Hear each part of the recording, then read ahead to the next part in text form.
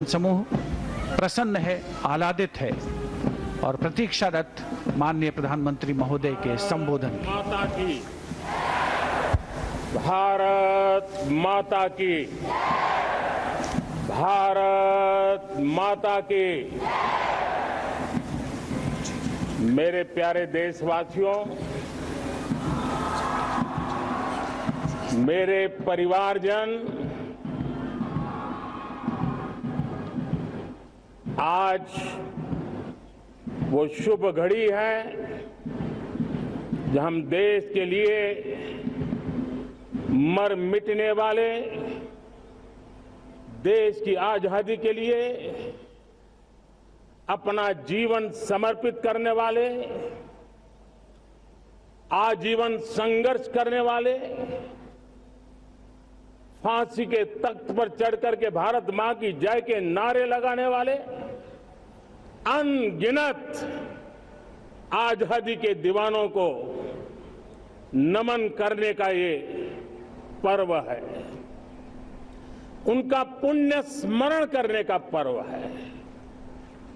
आजादी के दीवानों ने आज हमें आजादी के इस पर्व में स्वतंत्रता की सांस लेने के लिए सौभाग्य दिया है। यह देश उनका ऋणी है। ऐसे हर महापुरुष के प्रति हम अपना श्रद्धा भाव व्यक्त करते हैं। मेरे प्यारे देशवासियों, आज जो महानुभाव राष्ट्र रक्षा के लिए और राष्ट्र निर्माण के लिए पूरी लगन से, पूरी प्रतिबद्धता के साथ देश की रक्षा भी कर रहे हैं, देश को नई ऊंचाई पर ले जाने का प्रयास भी कर रहे हैं। चाहे वो हमारा किसान हो, हमारा जवान हो,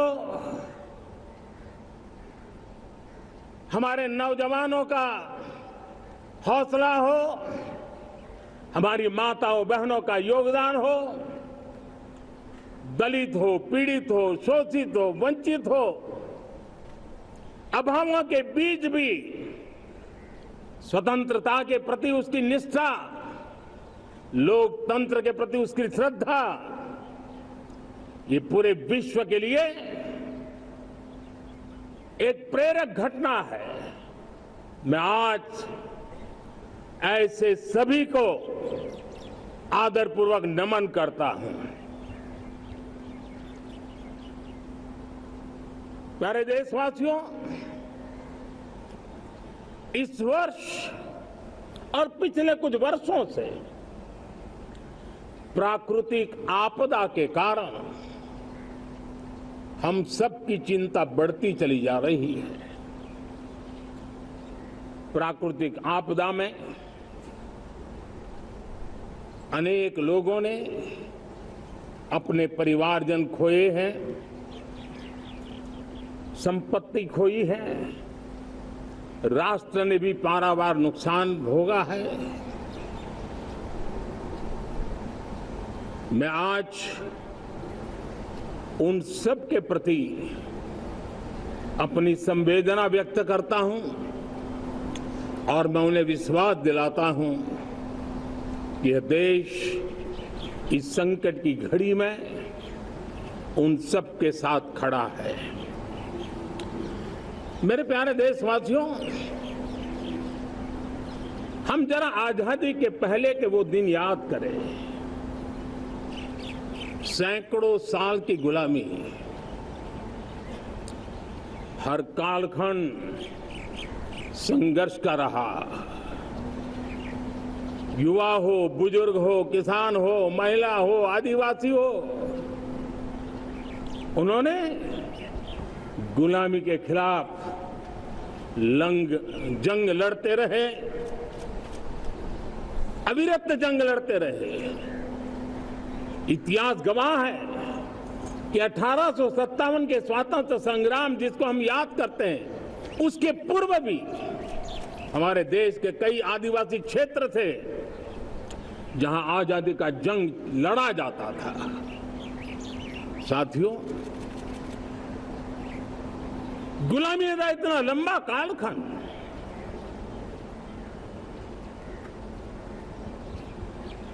जुल्मी शासक, अपरंपार यातनाएं, सामान्य से सामान्य मानवीयों का विश्वास तोड़ने की हर तरकीब है। उसके बावजूद भी उस समय की जनसंख्या के हिसाब से करीब 40 करोड़ देशवासी आजादी के पूर्व 40 करोड़ देशवासियों ने वो जज्बा दिखाया, वो सामर्थ्य दिखाया, वो एक सपना लेकर के चले, एक संकल्प लेकर के चलते रहे, जूझते रहे। एक ही स्वर था, वंदे मातरम। एक ही सपना था, भारत की आजादी का। 40 करोड़ देशवासियों ने, और हमें गर्व है कि हमारी रगों में उन्हीं का खून है। वो हमारे पूर्वज थे। सिर्फ 40 करोड़ लोगों ने दुनिया की महासत्ता को उखाड़ करके फेंक दिया था, गुलामी की जंजीरों को तोड़ दिया था। अगर हमारे पूर्वज, जिनका खून हमारी रगों में है, आज हम तो 140 करोड़ है। अगर 40 करोड़ गुलामी की बेड़ियों को तोड़ सकते हैं, अगर 40 करोड़ आजादी के सपने को पूर्ण कर सकते हैं, आजादी लेकर के रह सकते हैं, तो 140 करोड़ देश के मेरे नागरिक, 140 करोड़ मेरे परिवारजन अगर संकल्प लेकर के चल पड़ते हैं, एक दिशा निर्धारित करके चल पड़ते हैं, कदम से कदम मिलाकर, कंधे से कंधा मिलाकर अगर चल पड़ते हैं, तो चुनौतियां कितनी भी क्यों ना हो, अभाव की मात्रा कितनी ही तीव्र क्यों ना हो, संसाधनों के लिए जूझने की नौबत हो, तो भी हर चुनौती को पार करते हुए हम समृद्ध भारत बना सकते हैं। हम 2047 विकसित भारत का लक्ष्य प्राप्त कर सकते हैं। अगर 40 करोड़ देशवासी अपने पुरुषार्थ से, अपने समर्पण से, अपने त्याग से, अपने बलिदान से आजादी दे सकते हैं, आजाद भारत बना सकते हैं, तो 140 करोड़ देशवासी उसी भाव से समृद्ध भारत भी बना सकते हैं। साथियों, वो एक समय था जब लोग देश के लिए मरने के लिए प्रतिबद्ध थे और आजादी मिली थी। आज ये समय है देश के लिए जीने की प्रतिबद्धता का। अगर देश के लिए मरने की प्रतिबद्धता आजादी दिला सकती है, तो देश के लिए जीने की प्रतिबद्धता समृद्ध भारत भी बना सकती है।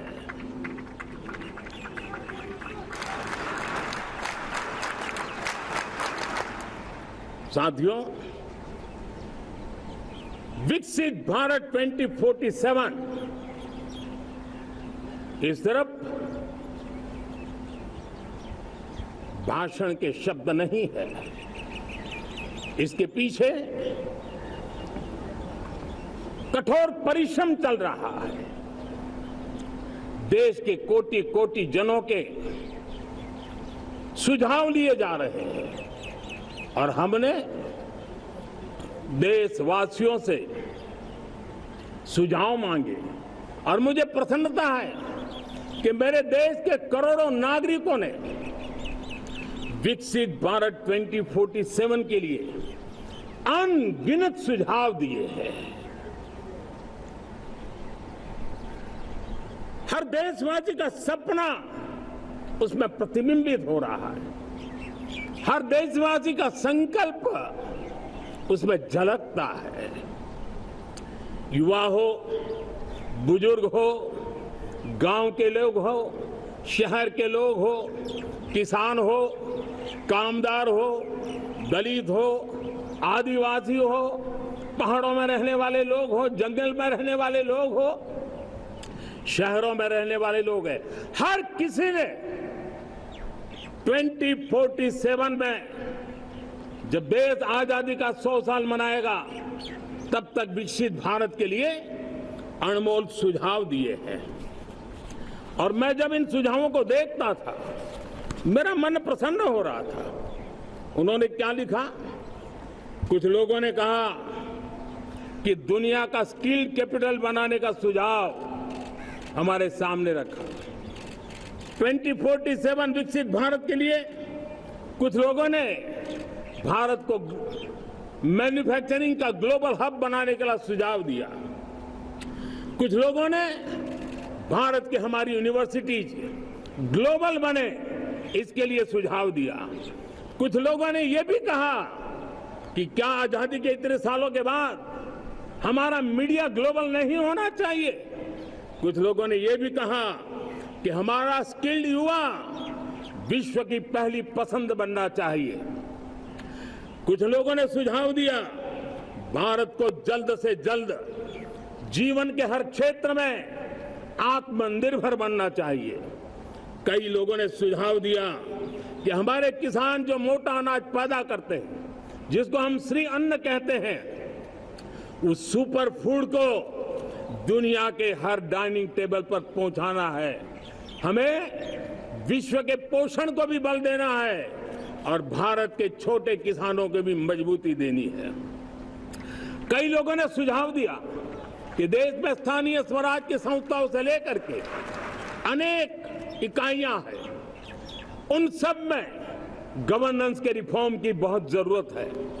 कई लोगों ने लिखा कि न्याय के अंदर जो विलंब हो रहा है उसके प्रति चिंता जाहिर की और ये भी कहा कि हमारे देश में न्याय व्यवस्था में रिफॉर्म की बहुत बड़ी जरूरत है।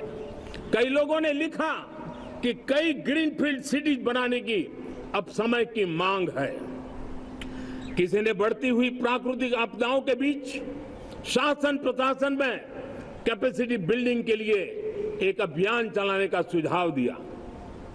बहुत सारे लोगों ने यह सपना भी देखा है कि अंतरिक्ष में भारत का स्पेस स्टेशन जल्द से जल्द बनना चाहिए। किसी ने कहा भारत की जो पारंपरिक ट्रेडिशनल मेडिसिन है, हमारी औषधि है, दुनिया जब आज होलिस्टिक हेल्थ केयर की तरफ जा रही है तब हमें भारत की पारंपरिक औषधियां और वेलनेस हब के रूप में भारत को विकसित करना चाहिए। कोई कहते हैं कि अब देर नहीं होनी चाहिए, भारत जल्द से जल्द दुनिया की तीसरी सबसे बड़ी इकोनॉमी बनना चाहिए। साथियों, मैं इसलिए पढ़ रहा था कि मेरे देशवासियों ने सुझाव दिए, मेरे देश के सामान्य नागरिक ने ये सुझाव हमें दिए हैं। मैं समझता हूं जब देशवासियों की इतनी विशाल सोच हो, देशवासियों के इतने बड़े सपने हो, देशवासियों की इन बातों में जब संकल्प झलकते हो, तब हमारे भीतर एक नया संकल्प दृढ़ बन जाता है, हमारे मन में आत्मविश्वास नई ऊंचाई पर पहुंच जाता है। और साथियों, देशवासियों का ये भरोसा सिर्फ कोई इंटेलेक्चुअल डिबेट नहीं है, ये भरोसा अनुभव से निकला हुआ है। ये विश्वास लंबे कालखंड के परिश्रम की पैदावार है और इसलिए देश का सामान्य मानव याद करता है। जब लाल किले से कहा जाता है कि हिंदुस्तान के 18,000 गांवों में समय सीमा में बिजली पहुंचाएंगे और वो काम हो जाता है, तब भरोसा मजबूत हो जाता है। जब ये तय होता है कि आजादी के इतने सालों के बाद भी 2.5 करोड़ परिवार ऐसे हैं जहां बिजली नहीं है, वो अंधेरे में जिंदगी गुजारते हैं, 2.5 करोड़ घरों में बिजली पहुंच जाती है, तब सामान्य मानवीय का भरोसा बढ़ जाता है।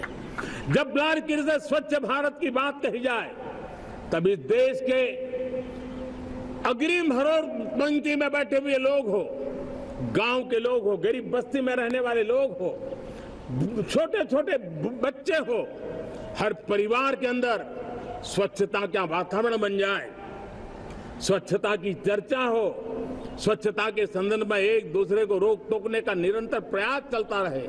मैं समझता हूं कि ये भारत के अंदर आई हुई नई चेतना का प्रतिबिंब है। जब देश के सामने लाल किले से कहा जाए कि आज हमारे परिवारों में 3 करोड़ परिवार ऐसे हैं जिनके घर में नल से जल मिलता है, आवश्यक है हमारे इन परिवारों को पीने का शुद्ध पानी पहुंचे। जल जीवन मिशन के तहत इतने कम समय में नए 12 करोड़ परिवारों को जल जीवन मिशन के तहत नल से जल पहुंच रहा है। आज 15 करोड़ परिवार इसके लाभार्थी बन चुके हैं। हमारे कौन लोग वंचित थे इन व्यवस्थाओं से, कौन पीछे रह गए थे? समाज के अग्रिम पंक्ति के लोग इसके लिए अभाव में नहीं जीते थे। मेरे दलित, मेरे पीड़ित, मेरे शोषित, मेरे आदिवासी भाई बहन, मेरे गरीब भाई बहन, मेरे झुग्गी झोपड़ी में जिंदगी गुजारने वाले लोग, वही तो इन चीजों के अभाव में जी रहे थे। हमने अनेक ऐसे प्राथमिक आवश्यकताओं की पूर्ति के लिए जो प्रयास किया और उसका परिणाम हमारे इन सारे समाज के बंधुओं को मिला है। हमने वोकल फॉर लोकल का मंत्र दिया। आज मुझे खुशी है कि वोकल फॉर लोकल ने अर्थतंत्र के लिए एक नया मंत्र बन गया है। हर डिस्ट्रिक्ट अपनी पैदावार के लिए गर्व करने लगा है। 1 डिस्ट्रिक्ट 1 प्रोडक्ट का माहौल बना है। अब 1 डिस्ट्रिक्ट 1 प्रोडक्ट को 1 डिस्ट्रिक्ट का 1 प्रोडक्ट एक्सपोर्ट कैसे हो, उस दिशा में हर जिले सोचने लगे हैं। रिन्यूएबल एनर्जी का संकल्प लिया था। G20 समूह के देशों ने जितना किया है उससे ज्यादा भारत ने किया है और भारत ने ऊर्जा के क्षेत्र में आत्मनिर्भर बनने के लिए, ग्लोबल वार्मिंग की चिंताओं से मुक्ति पाने के लिए हमने काम किया है। साथियों, देश गर्व करता है आज जब फिनटेक की सफलता को लेकर पूरा विश्व भारत से कुछ सीखना समझना चाहता है, तब हमारा गर्व और बढ़ जाता है। साथियों, हम कैसे भूल सकते हैं कोरोना के वो संकट काल। विश्व में सबसे तेज गति से करोड़ों लोगों को वैक्सीनेशन का काम हमारे इसी देशों में हुआ। यही देश है जो कभी आतताई आतंकवादी हमें आकर के मार के चले जाते थे। जब देश की सेना सर्जिकल स्ट्राइक करती है, जब देश की सेना एयर स्ट्राइक करती है, तो देश के नौजवानों का सीना ऊंचा हो जाता है, तन जाता है, गर्व से भर जाता है। और यही बातें हैं जो आज 140 करोड़ देशवासियों का मन गर्व से भरा हुआ है, आत्मविश्वास से भरा हुआ है। साथियों, इन सारी बातों के लिए एक सुविचारित प्रयास हुआ है। रिफॉर्म की परंपरा को सामर्थ्य दिया गया है, नक्कर तरीकों के, नक्कर लक्ष्य को लेकर के। और जब राजनीतिक नेतृत्व की संकल्प शक्ति हो, दृढ़ विश्वास हो, जब सरकारी मशीनरी उसको लागू करने के लिए समर्पण भाव से जुट जाती है, और जब देश के हर नागरिक उस सपने को पूरा करने के लिए, जन भागीदारी करने के लिए, जन आंदोलन बनाने के लिए आगे आता है, तब हमें निश्चित परिणाम मिलता ही रहता है। मेरे प्यारे देशवासियों, हम ये न भूलें कि इस देश उस परिस्थितियों से भी दशकों तक भी आजादी के बाद समय बिताया है, जब होती है, चलती है, अरे यार ये तो चलेगा, अरे हमें क्या मेहनत करने की जरूरत है, अरे मामला है अगली पीढ़ी दिखेगी, अरे हमको मौका मिला है यार, मौज कर लो। आगे वाला आगे का जाने, हमें क्या कर रहा है, हम अपना समय निकाल दे। अरे नया करने जाओगे कोई बवाल उठ जाए, पता नहीं क्यों देश में एक स्टेटस को का माहौल बन गया था। जो है उसी से गुजारा कर लो, यही का माहौल बन गया था। और लोग तो कहते हैं अरे भाई छोड़ो, अब कुछ होने वाला नहीं है, चलो, ऐसा ही मन बन गया था। हमें इस मानसिकता को तोड़ना था, हमें विश्वास से भरना था, और हमने उस दिशा में प्रयास किया। कई लोग तो कहते थे अरे भाई अगली पीढ़ी के लिए काम हम अभी से क्यों करें, हम तो आज का देखें। लेकिन देश का सामान्य नागरिक ये नहीं चाहता था, वो बदलाव के इंतजार में था, वो बदलाव चाहता था, उसकी ललक थी, लेकिन उसके सपनों को किसी ने तवज्जो नहीं दी, उसकी आशा आकांक्षाओं को अपेक्षाओं को तवज्जो नहीं दी गई, और उसके कारण वो मुसीबतों को झेलते हुए गुजारा करता रहा, वो रिफॉर्म्स का इंतजार करता रहा।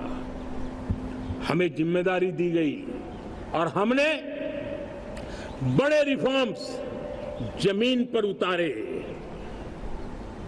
गरीब हो, मिडिल क्लास हो, हमारे वंचित लोग हो, हमारी बढ़ती जाती शहरी आबादी हो, हमारे नौजवानों के सपने हो, संकल्प हो, आकांक्षाएं हो, उनके जीवन में बदलाव लाने के लिए रिफॉर्म का मार्ग हमने चुना।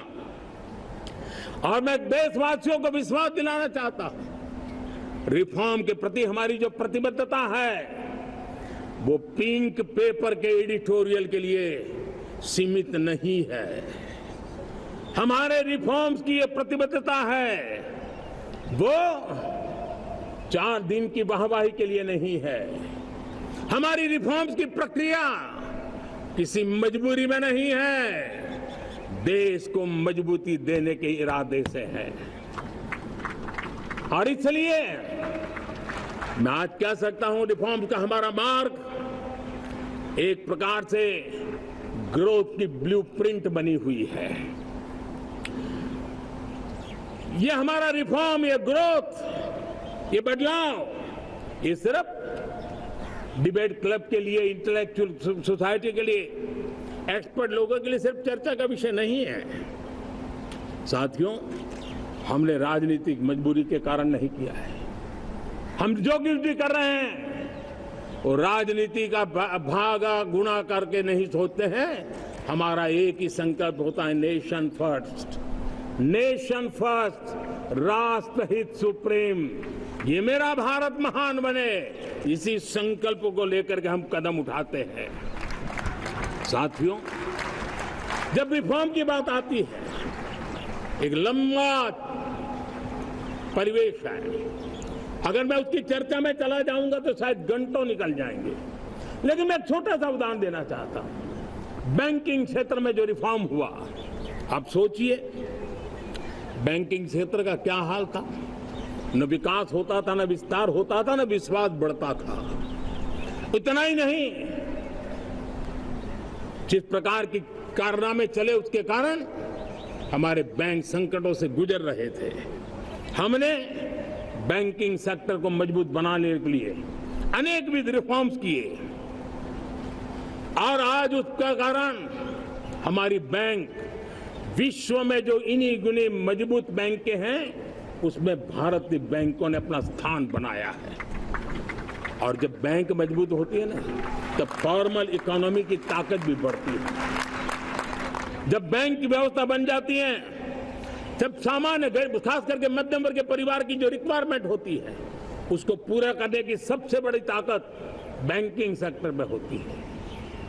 अगर उसको होम लोन चाहिए, उसको व्हीकल का लोन चाहिए, मेरे किसान को ट्रैक्टर के लिए लोन चाहिए, मेरे नौजवानों को स्टार्टअप के लिए लोन चाहिए, मेरे नौजवानों को कभी पढ़ने के लिए, एजुकेशन के लिए लोन चाहिए, किसी को विदेश जाने के लिए लोन चाहिए, ये सारी बातें उसे संभव होती है। मुझे तो खुशी है कि मेरे पशुपालक भी, मेरे मछली पालन करने वाले भाई बहन भी आज बैंकों से लाभ ले रहे हैं।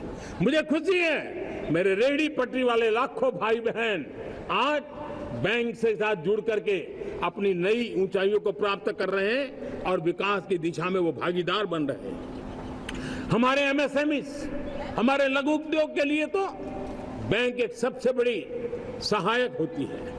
उसको रोजमर्रा पैसों की जरूरत होती है अपने नित्य मर्जी पर प्रगति के लिए, और उस काम को हमारी मजबूत बैंकों के कारण संभव हुआ है।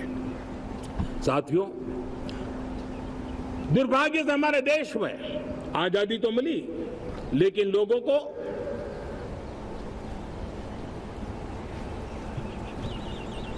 एक प्रकार से माई बाप कल्चर से गुजरना पड़ा। सरकार के पास मांगते रहो, सरकार के पास हाथ फैलाते रहो, किसी की सिफारिश के लिए रास्ते खोजते रहो, वही कल्चर डेवलप हुआ था। आज हमने गवर्नेंस के इस मॉडल को बदला है।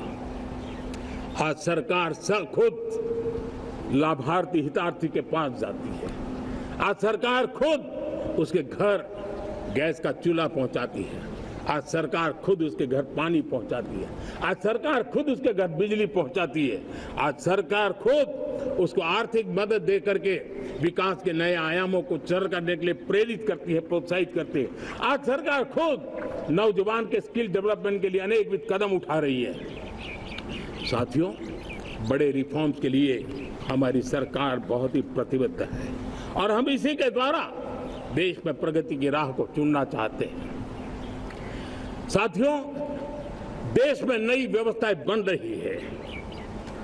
देश को आगे ले जाने के लिए अनेक वित्त नीतियों को, अनेक वित्त पॉलिसीज को निरंतर बनाया जाए और नए सिस्टम पर देश का भरोसा भी बढ़ता रहता है, निरंतर बढ़ता रहता है। आज जो 20-25 साल का नौजवान है, जो 10 साल पहले जब 12-15 साल की उम्र का नौजवान था, उसने अपनी आंखों के सामने ये बदलाव देखा है।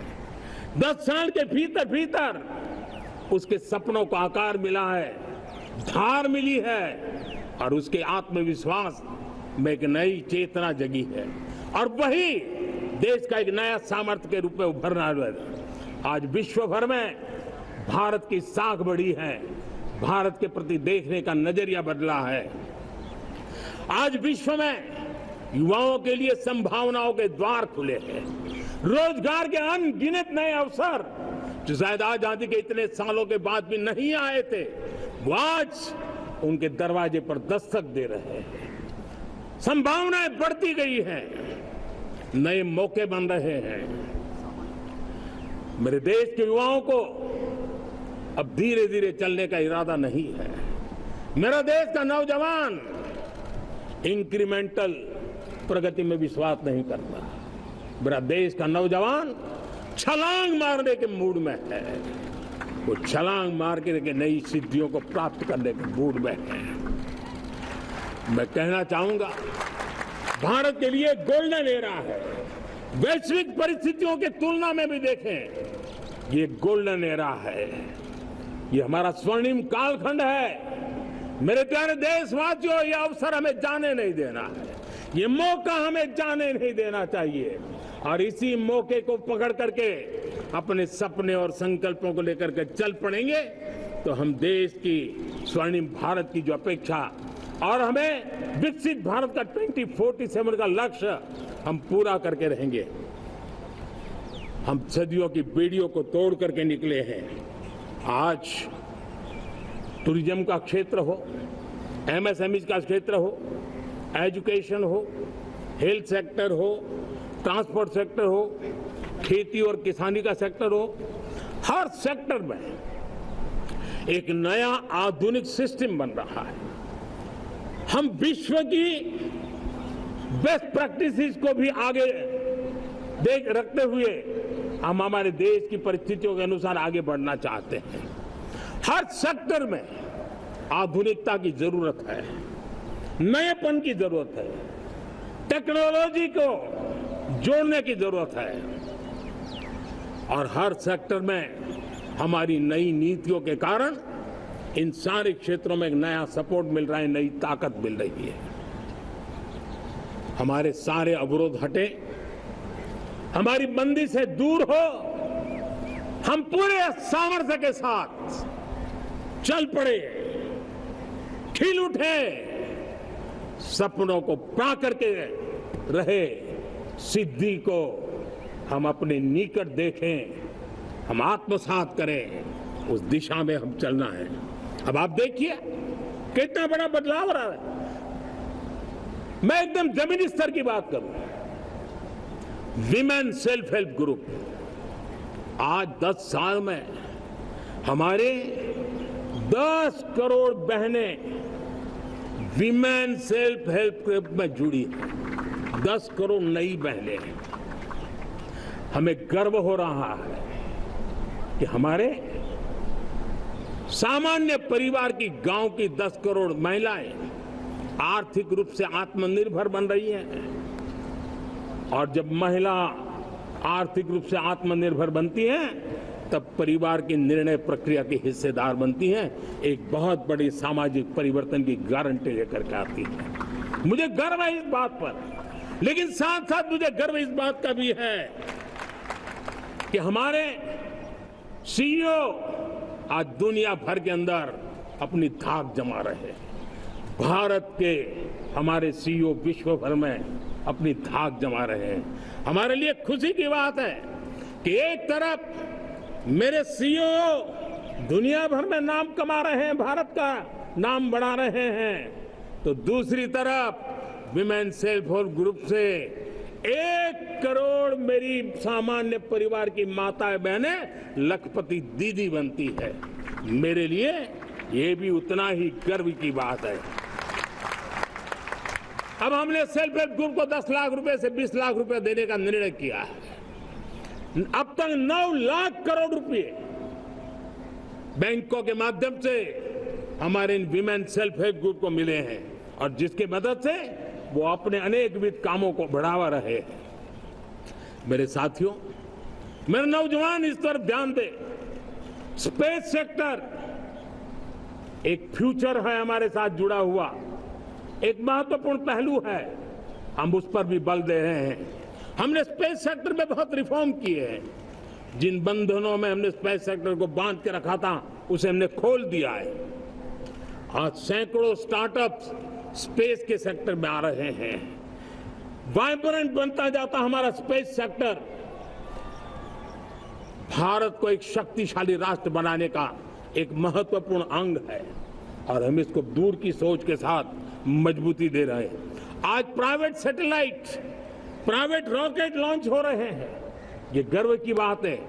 आज मैं कह सकता हूं, जब नीति सही होती है, नियत सही होती है और पूर्ण समर्पण से राष्ट्र का कल्याण यही मंत्र होता है, तो निश्चित परिणाम हम प्राप्त करके रहते हैं।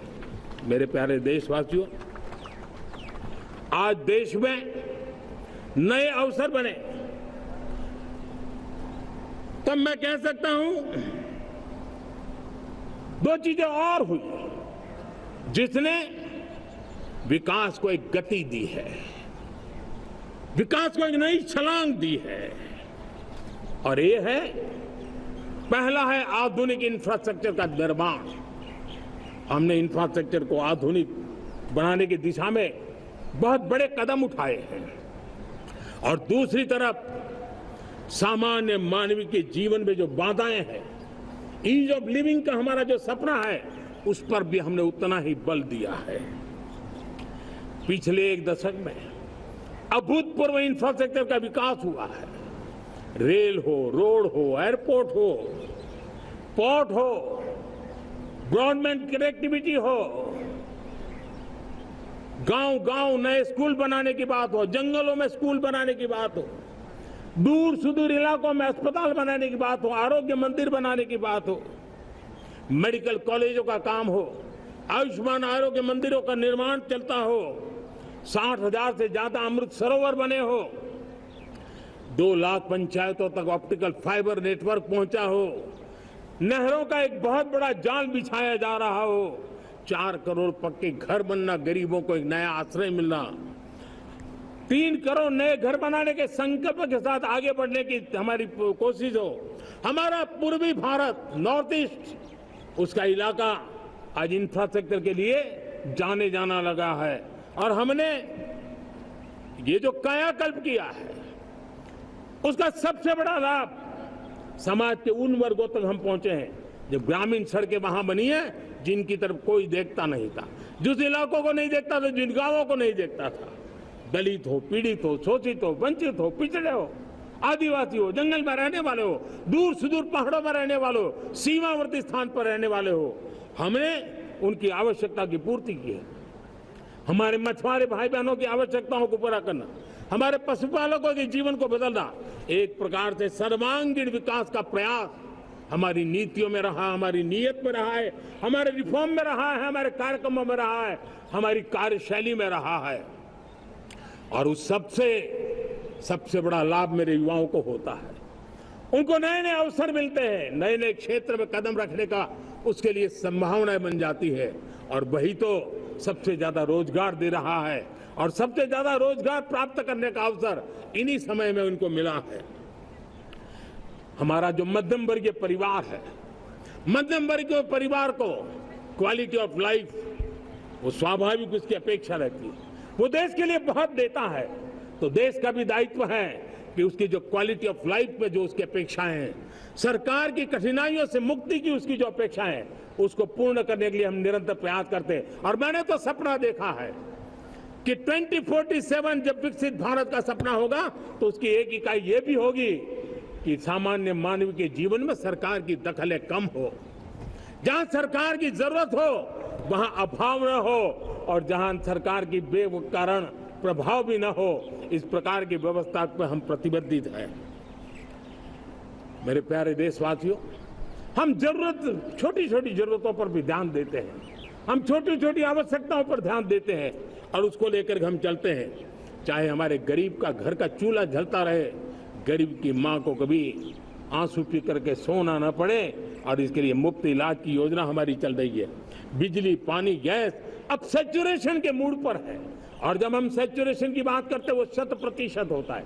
जब सैचुरेशन होता है तो उसको जातिवाद का रंग नहीं लगता है। जब सैचुरेशन होता है तो उसमें पांथिकता का रंग नहीं लगता है। जब सैचुरेशन का मंत्र होता है तब सच्चे अर्थ में सबका साथ सबका विकास का मंत्र साकार होता है। लोगों के जीवन में सरकार की दखल कम हो, उस दिशा में हमने हजारों कंप्लायंसेस के लिए सरकार सामान्य मानवी पर बोझ डालती थी, उन सारे कंप्लायंसेस को दूर किया। हमने देशवासियों के लिए 10,000 से ज्यादा कानूनों को खत्म कर दिया ताकि कानूनों की जंजाल के अंदर देशवासियों को फंसना न पड़े। हमने छोटी छोटी गलतियों के कारण ऐसे कानून बने थे उनको जेल में अंदर धकेल दिया जाए। हमने उन छोटे छोटे कारणों से जेल जाने के जो परंपराएं थी उन सारे कानूनों को नष्ट कर दिया और उसको कानूनों को जेल भेजने के प्रावधान को व्यवस्था से बाहर कर दिया है। आज हमने जो आजादी की विरासत के गर्व की बात हम जो करते हैं, सदियों से हमारे पास जो क्रिमिनल लॉ थे, आज हमने उसको नए क्रिमिनल लॉ जिसको हमने न्याय संहिता के रूप में, और जिसके मूल में दंड नहीं पर नागरिक को न्याय, इस भाव को हमने प्रबल बनाया है।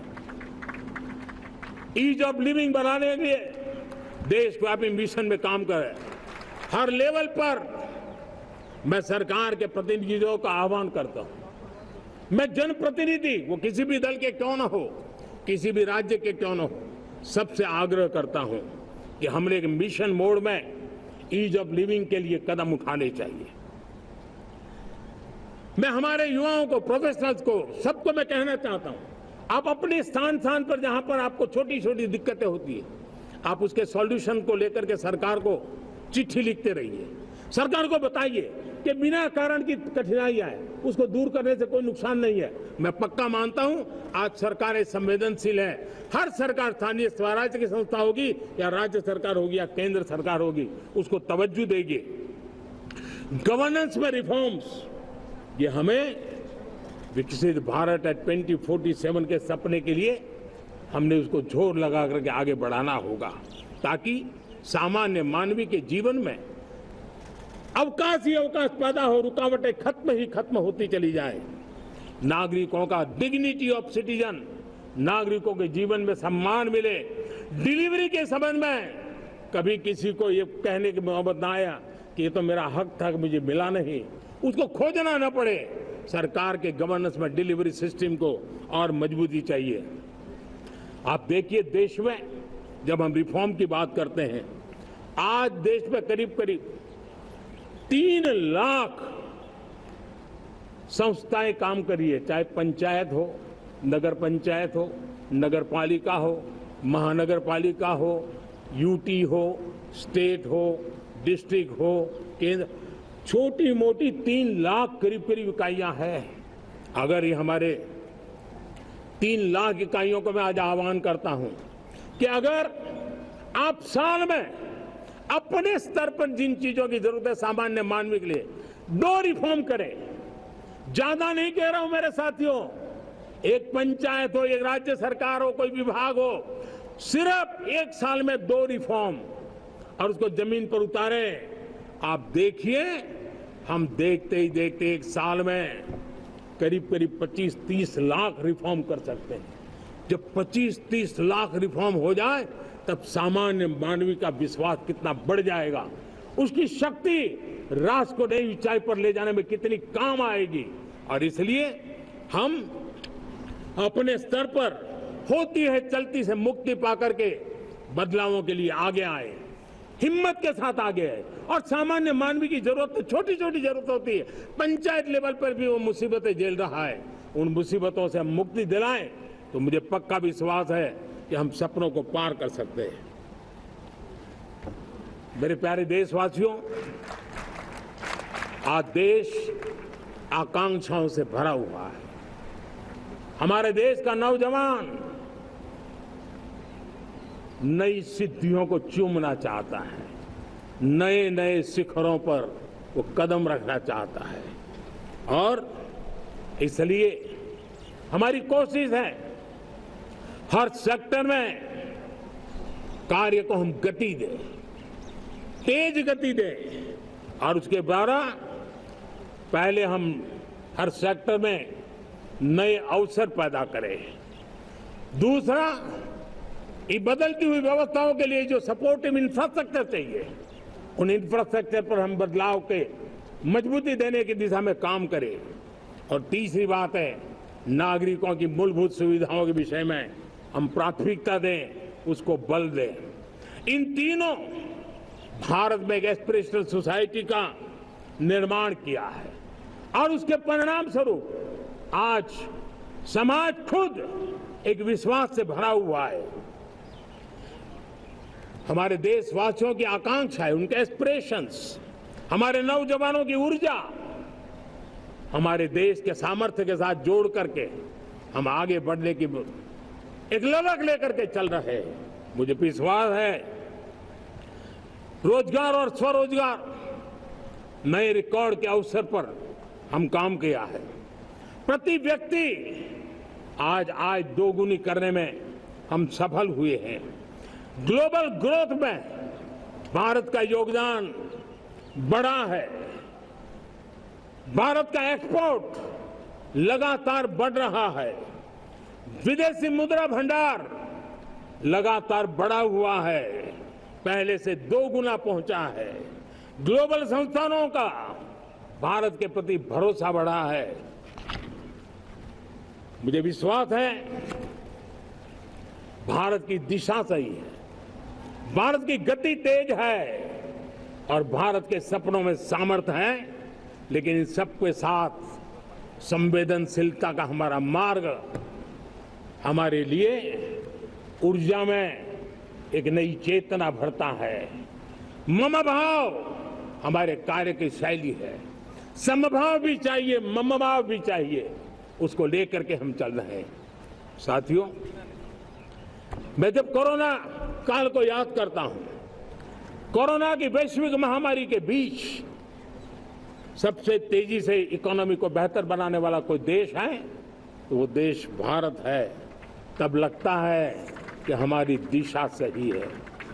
जब जात पात मत पंथ ऊपर उठकर हर घर तिरंगा फहराया जाता है, तब लगता है देश की दिशा सही है। आज पूरा देश तिरंगा है, हर घर तिरंगा है। न कोई जात है, न कोई पात है, न कोई ऊंच है, न कोई नीच है, सभी भारतीय है। यही तो हमारी दिशा की ताकत है। जब हम 25 करोड़ लोगों को गरीबी से बाहर निकालते हैं, तब हमारा विश्वास पक्का हो जाता है कि हमने गति को बराबर मेंटेन किया है और सपनों को साकार करना दूर नहीं है। जब 100 से अधिक आकांक्षी जिले अपने अपने राज्य के अच्छे जिलों की स्पर्धा कर रहे हैं, बराबरी करने लगे हैं, तो हमें लगता है कि हमारी दिशा और गति दोनों सामर्थ्यवान है।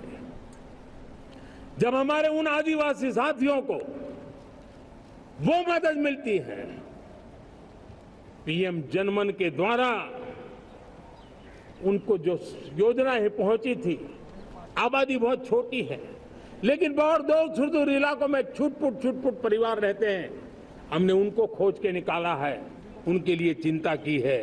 तब लगता है कि संवेदनशीलता से जब काम करते हैं तब संतोष कितना मिलता है। वर्किंग वुमेन के लिए पेड मैटरनिटी लीव 12 हफ्ते से बढ़ा करके 26 हफ्ते कर देते हैं। तब सिर्फ नारी का सम्मान ही करते इतना नहीं है, नारी के प्रति संवेदनशील भाव से निर्णय करते इतना नहीं, लेकिन उसके गोद में जो बच्चा पला है ना, उसको एक उत्तम नागरिक बनाने के लिए माँ की जो जरूरत है उसमें सरकार रुकावट न बने, इस संवेदनशील भावना से उस निर्णय को हम करते हैं। जब मेरे दिव्यांग भाई बहन भारतीय साइन लैंग्वेज की बात हो या तो सुगम्य भारत का अभियान हो, उसको लगता है कि अब मेरी भी डिग्निटी है, मेरे प्रति देश के नागरिक सम्मान के भाव से देखता है। और पैरालंपिक में तो हमारे खिलाड़ी नई नई ताकत दिखाने लगे हैं, तब लगता है कि ये जो मेरा मम भाव है, हम सबका मम भाव है, उसकी ताकत नजर आती है।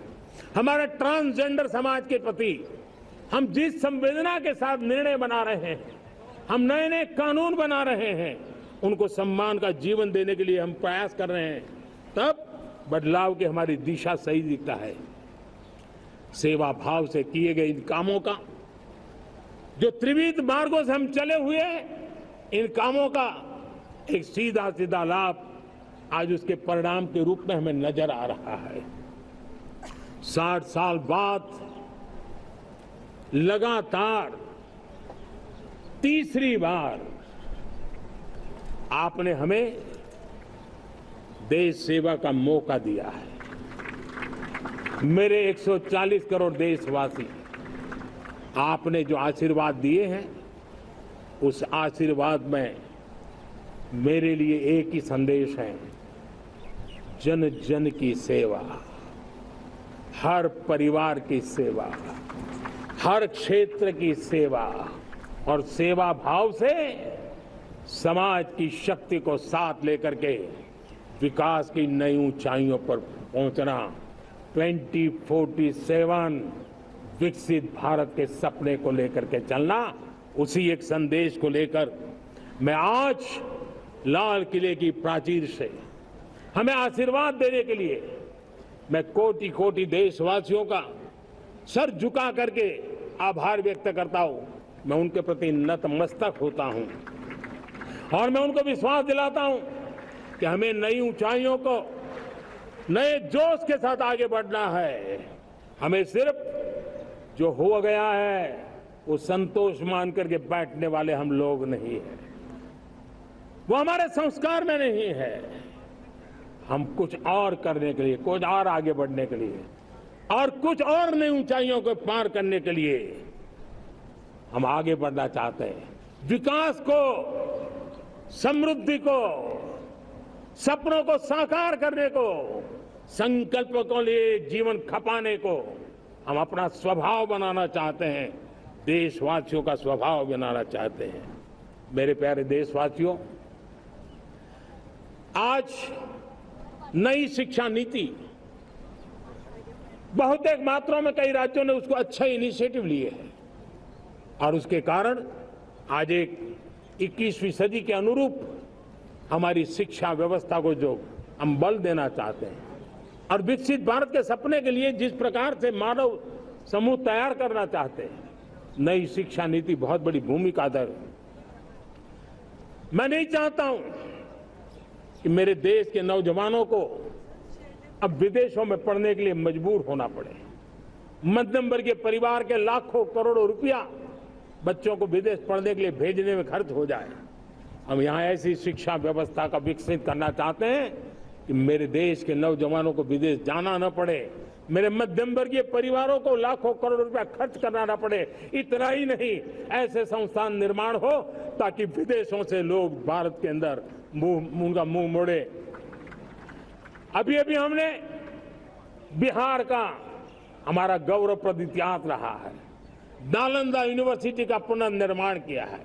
फिर से एक बार नालंदा यूनिवर्सिटी काम करना शुरू कर दिया है, लेकिन हमें शिक्षा के क्षेत्र में फिर से एक बार सदियों पुराने उस नालंदा स्पिरिट को जगाना होगा, उस नालंदा स्पिरिट को जीना होगा, उस नालंदा स्पिरिट को लेकर के बड़े विश्वास के साथ विश्व की ज्ञान की परंपराओं को नई चेतना देने का काम हमें करना होगा।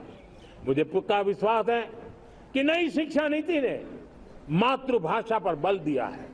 मैं राज्य सरकारों से कहूंगा, मैं देश की सभी संस्थानों से कहूंगा कि भाषा के कारण हमारे देश की टैलेंट को रुकावट नहीं आनी चाहिए, भाषा अवरुद्ध नहीं होनी चाहिए। मातृभाषा का सामर्थ्य हमारे देश के छोटे छोटे गरीब से गरीब मां के बेटे को भी सपने पूरा करने का ताकत देता है। और इसलिए हमने हमारी मातृभाषा में पढ़ाई, जीवन में मातृभाषा का स्थान, परिवार में मातृभाषा का स्थान, उसकी ओर हमें बल देना होगा। मेरे प्यारे देशवासियों, जिस प्रकार से आज विश्व का बदलाव नजर आ रहा है और तब जाकर के स्किल का महत्व बहुत बढ़ गया है और हम स्किल को और नई एक ताकत देना चाहते हैं। हम इंडस्ट्री 4.0 को ध्यान में रख करके हम स्किल डेवलपमेंट चाहते हैं। हम जीवन के हर क्षेत्र में, हम एग्रीकल्चर सेक्टर में भी कैपेसिटी बिल्डिंग करके के लिए स्किल डेवलपमेंट चाहते हैं। हम तो हमारा सफाई का क्षेत्र हो, उसमें भी एक नए स्किल डेवलपमेंट की ओर बल देना चाहते हैं। और हम स्किल इंडिया प्रोग्राम को बहुत व्यापक रूप से इस बार लेकर के आए हैं। बजट में भी इसका बहुत बड़ा, इस बजट में इंटर्नशिप को भी हमने बल दिया है ताकि हमारे नौजवानों को एक एक्सपीरियंस मिले, उनकी कैपेसिटी बिल्डिंग हो और बाजार में उनका ताकत दिखाई दे। उस प्रकार से मैं स्किल युवाओं को तैयार करना चाहता हूं। और जिन्हें कई बार, और दोस्तों, आज विश्व की परिस्थिति को देखते हुए मैं साफ साफ देख रहा हूं कि भारत का स्किल्ड मैन पावर जो है, हमारा स्किलफुल जो नौजवान है, वो ग्लोबल जॉब मार्केट में अपनी दमक बनाए। हम उस सपने को लेकर के आगे चल रहे हैं।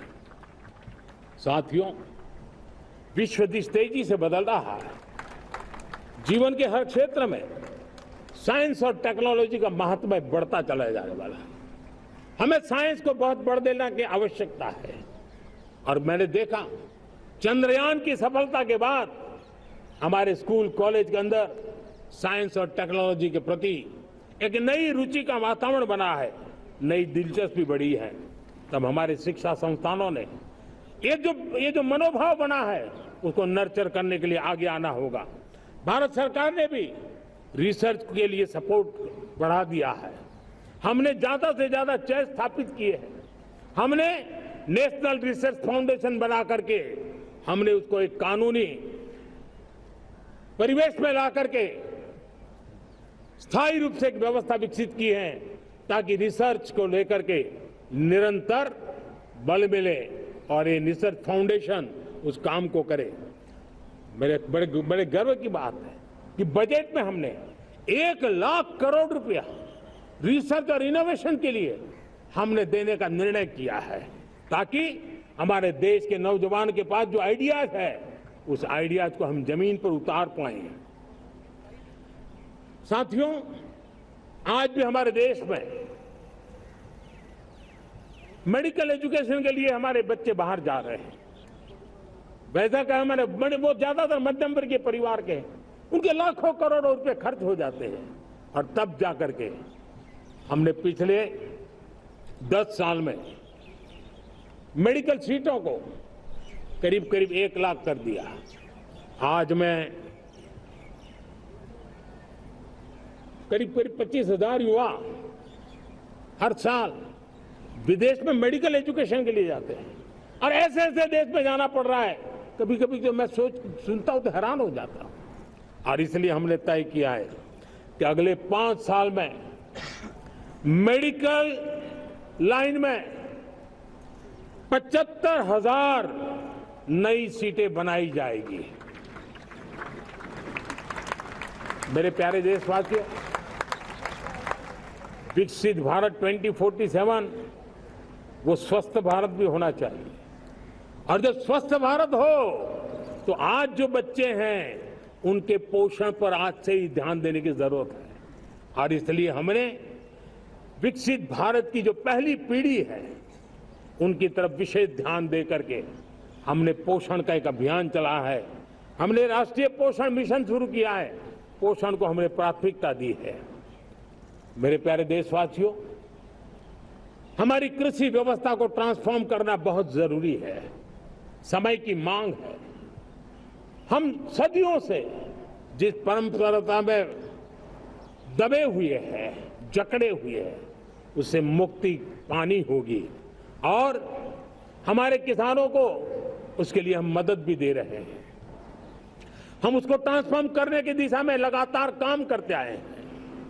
आज आसान ऋण दे रहे हैं किसानों को, टेक्नोलॉजी की मदद दे रहे हैं, किसान जो पैदावार करता है उसको वैल्यू एडिशन के लिए हम काम कर रहे हैं, उसके लिए मार्केटिंग के लिए पूरा प्रबंध करते हैं, ताकि उसको एंड टू एंड हर जगह पे हैंड होल्डिंग की व्यवस्था हो, उस दिशा में हम काम कर रहे हैं। आज जब धरती माता के प्रति सारा विश्व चिंतित है, जिस प्रकार से उर्वरक के कारण हमारी धरती माता की शहद दिनों दिन बिगड़ता जा रही है, हमारी धरती माता की उत्पादकता क्षमता खत्म होती चली जा रही है, कम होती चली जा रही है, और उस समय मैं मेरे देश के लाखों किसानों का आभार व्यक्त करना चाहता हूं, जिन्होंने प्राकृतिक खेती का रास्ता चुना है और हमारी धरती माता की सेवा करने का भी उन्होंने बीड़ा उठाया है। और इस बार बजट में भी हमने प्राकृतिक खेती को बल देने के लिए बहुत बड़ी योजनाओं के साथ बहुत बड़ा बजट में प्रावधान किया है। मेरे प्यारे देशवासियों, आज दुनिया की स्थिति में देखता हूं, पूरा विश्व होलिस्टिक हेल्थ केयर की तरफ मुड़ रहा है, और तब उनको ऑर्गेनिक फूड ये उनकी प्रथम पसंद बनी है। आज विश्व के लिए ऑर्गेनिक फूड का अगर कोई फूड बास्केट बन सकता है तो मेरे देश का किसान बना सकता है, मेरा देश बन सकता है। और इसलिए हम आने वाले दिनों में उस सपने को लेकर के आगे चलना चाहते हैं, ताकि ऑर्गेनिक फूड की जो विश्व की मांग है, उस ऑर्गेनिक फूड का बास्केट हमारा देश कैसे बने, किसानों का जीवन आसान बने, गांव में टॉप क्लास इंटरनेट कनेक्टिविटी मिले, किसानों को स्वास्थ्य सुविधाएं मिले, किसान के बच्चों को पढ़ने के लिए स्मार्ट स्कूल अवेलेबल हो, किसान के बच्चों को रोजगार उपलब्ध हो। छोटे छोटे खेती के टुकड़ों पर पूरा परिवार आज जीना बड़ा मुश्किल हो रहा है, तब उनके नौजवानों के लिए वो स्किल मिले, ताकि उनके नए रोजगार मिले, नए आय के साधन बने। इसका एक कॉम्प्रिहेंसिव प्रयास हम कर रहे हैं। बीते वर्षों में वुमेन लेड डेवलपमेंट मॉडल पर हमने काम किया है। इनोवेशन हो, एम्प्लॉयमेंट हो, एंटरप्रेन्योरशिप हो, हर सेक्टर में महिलाओं के कदम बढ़ते जा रहे हैं। महिलाएं सिर्फ भागीदारी बढ़ा रही है ऐसा नहीं, महिलाएं नेतृत्व दे रही है। आज अनेक क्षेत्रों में आज हमारे रक्षा क्षेत्र में देखिए, हमारा एयरफोर्स हो, हमारी आर्मी हो, हमारी नेवी हो, हमारा स्पेस सेक्टर हो, आज हमारी महिलाओं का हम दमखम देख रहे हैं देश के लिए। लेकिन दूसरी तरफ कुछ चिंता की बातें भी आती हैं और मैं आज लाल किले से फिर बार एक अपनी पीड़ा व्यक्त करना चाहता हूं। एक समाज के नाते हमें गंभीरता से सोचना होगा कि हमारी माताओं, बहनों, बेटियों के प्रति जो अत्याचार हो रहे हैं, उसके प्रति देश का आक्रोश है, जन सामान्य का आक्रोश है। इस आक्रोश को मैं महसूस कर रहा हूं। इसको देश को, समाज को, हमारी राज्य सरकारों को गंभीरता से लेना होगा। महिलाओं के विरुद्ध अपराधों की जल्द से जल्द जांच हो, राक्षसी कृत्य करने वालों को जल्द से जल्द कड़ी सजा हो, वो समाज में विश्वास पैदा करने के लिए जरूरी है। मैं ये भी बताना चाहूंगा कि जब बलात्कार की या महिलाओं पर अत्याचार की घटनाएं घटती हैं तो उसकी बहुत चर्चा होती है, बहुत प्रचार होता है, मीडिया में छाया रहता है। लेकिन जब ऐसे राक्षसी मनोवृत्ति व्यक्ति को सजा होती है तो वो खबरों में कहीं नजर नहीं आती, एक कोने में कहीं पड़ा रहता है।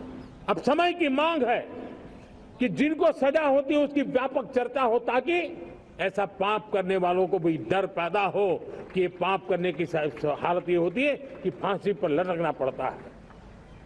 और मुझे लगता है कि ये डर पैदा करना बहुत जरूरी है। मेरे प्यारे देशवासियों, हमारे देश में ऐसी एक आदत बन गई थी स्वभाव से, हम देश को कम आंकना, देश के प्रति गौरव के भाव का अभाव होना, ये पता नहीं क्यों हमारे जहन में घुस गया था। और हम तो कभी कभी तो लेट आए तो कहते थे इंडियन टाइम, शर्म के साथ हम बोल देते थे। देश को इन चीजों से हमने बाहर लाने में सफलता पाई है।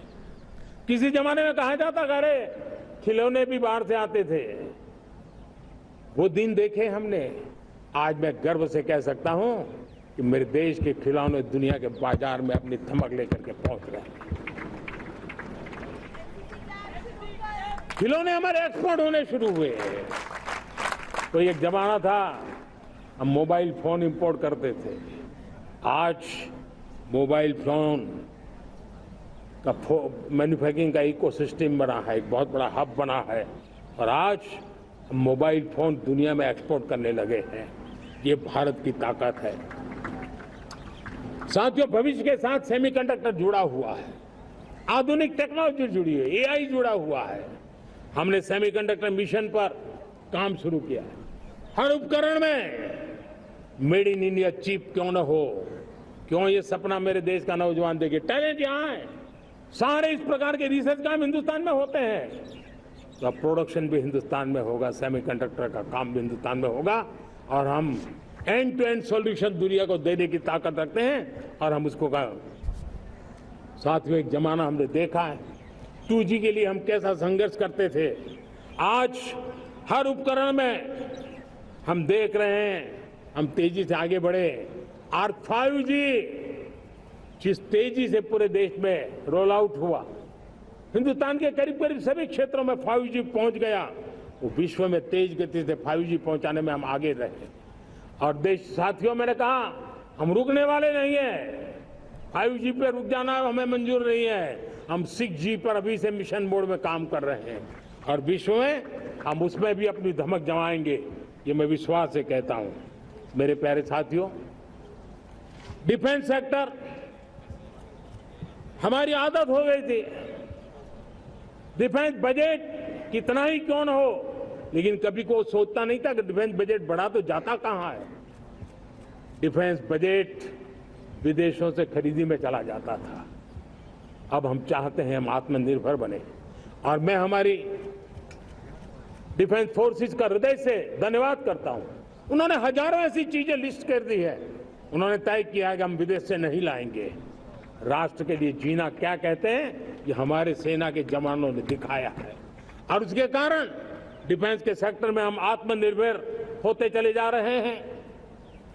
आज डिफेंस मैन्युफैक्चरिंग में भारत की पहचान बनी है और मैं आज खुशी से कह सकता हूं कि जो देश कभी डिफेंस की हर छोटी मोटी चीज बाहर से लाता था, आज धीरे धीरे दुनिया के कई देशों में हम जो डिफेंस के इक्विपमेंट मैन्युफैक्चर कर रहे हैं वो हम एक्सपोर्ट करने लगे हैं।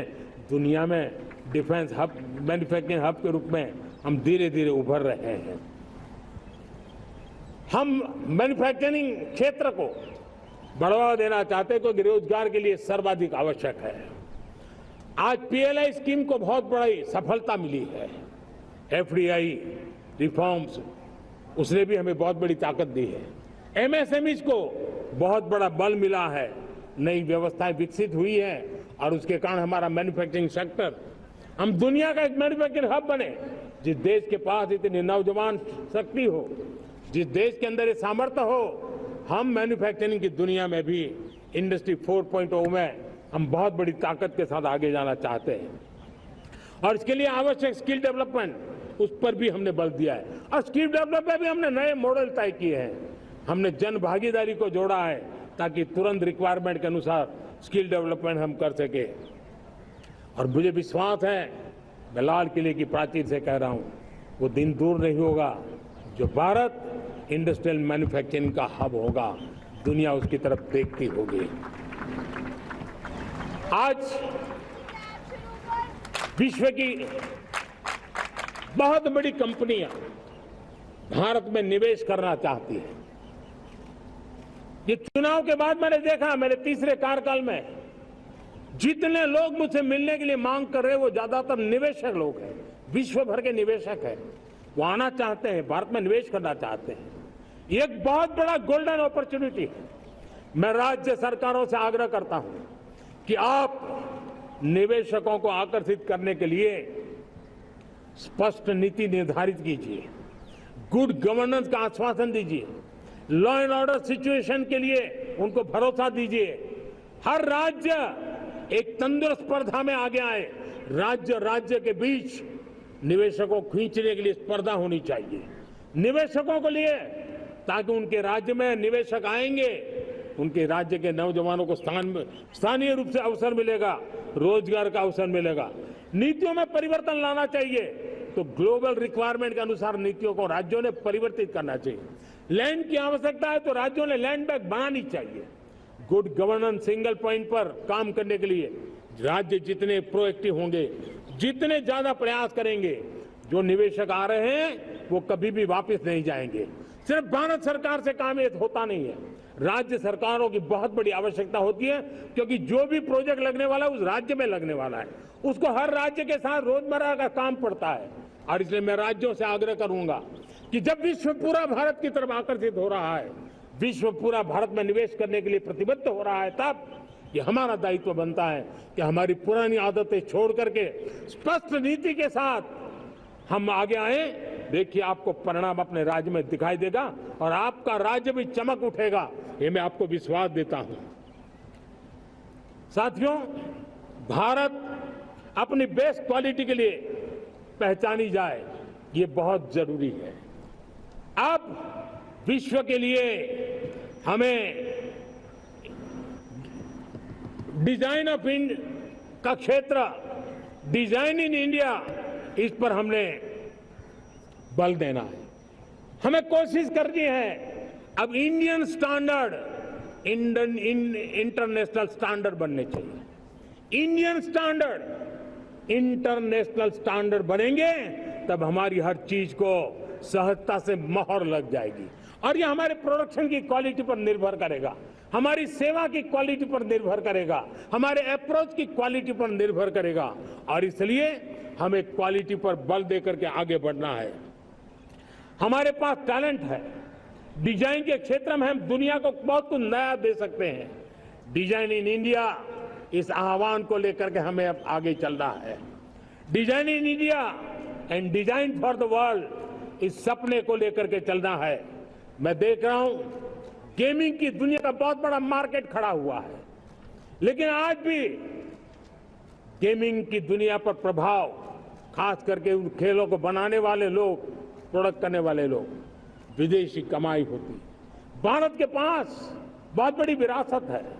हम गेमिंग की दुनिया में बहुत नई टैलेंट को लेकर के आ सकते हैं।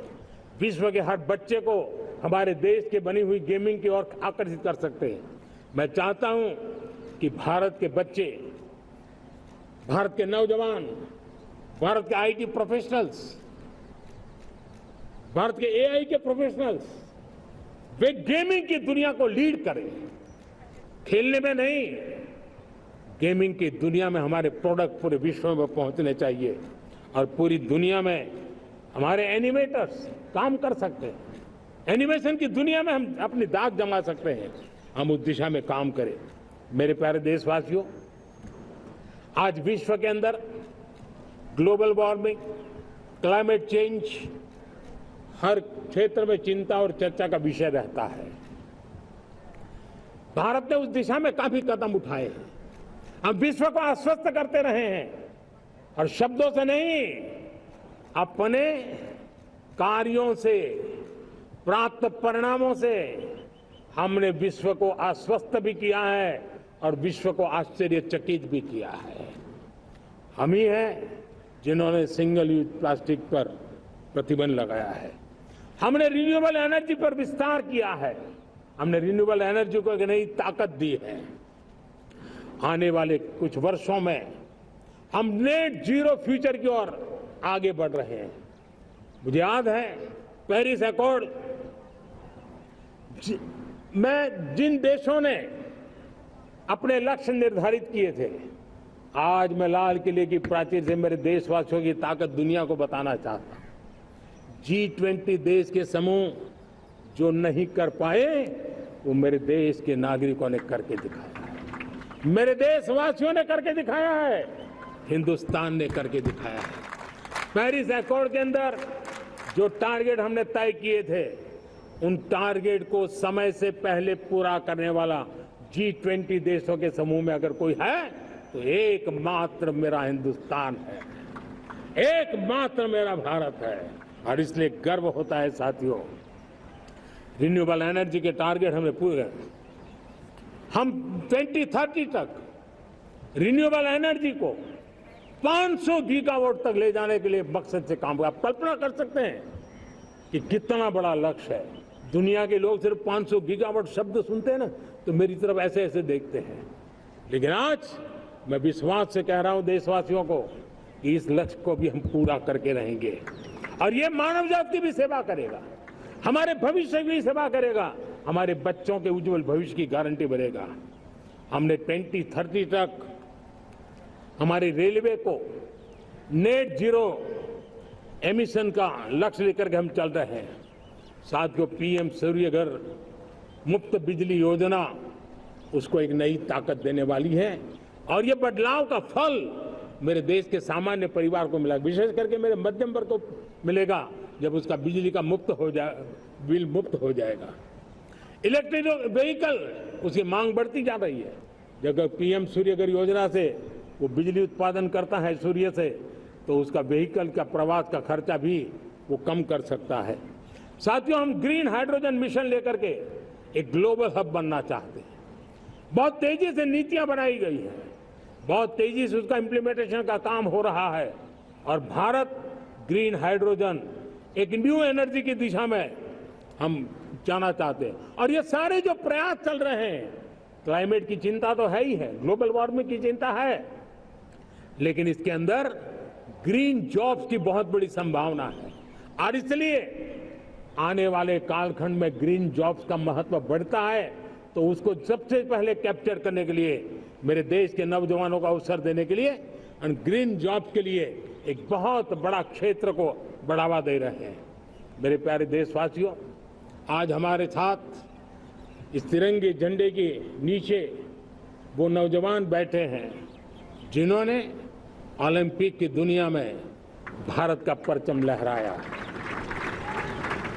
मैं मेरे देश के सभी एथलीट्स को, मेरे देश के सभी खिलाड़ियों को 140 करोड़ देशवासियों की तरफ से बधाई देता हूं और हम नए सपने, नए संकल्प अत्यंतिक पुरुषार्थ के साथ नए लक्ष्यों को हासिल करने के लिए आगे बढ़ेंगे, ऐसा मैं विश्वास के साथ उनको शुभकामनाएं भी देता हूं। आने वाले कुछ दिनों में भारत के एक बहुत बड़ा दस्ता पैरालंपिक के लिए पेरिस जाने के लिए रवाना होगा।